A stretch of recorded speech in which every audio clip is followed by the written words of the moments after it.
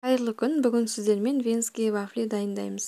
Алдымен таза құрғақ ыдысқа 2 жұмыртқаны салып, оған қант қосып араластырамыз. Миксердің көмегімен араластырамыз. Жұмыртқа мен қантымыз аппақ пена болып көтерілгенше жақсылап миксерлейміз.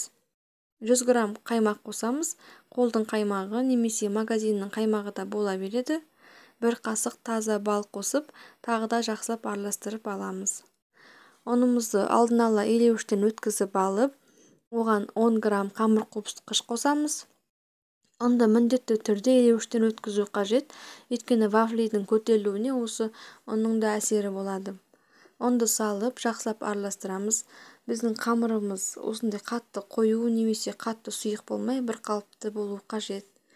Формамызды майлап, қамырды қасықпен осылай формаға құйып, бетін жауып, 5-10 минутта екі жағын жақсылап пісіріп аламыз. Бұл вафлилар өте тойымды, әрі кез келген дастарханның сәнін келтіретін вафли. Пісіріп болғаннан кейін өз қалауларыңызша әрлеуге болады. Мен сахарный пудраны қолдандым, және жемістен вишняны қолдандым. Сізде кез келген жеміс түрін қолдануға болады. Бал немесе варенье құюға да болады үстіне.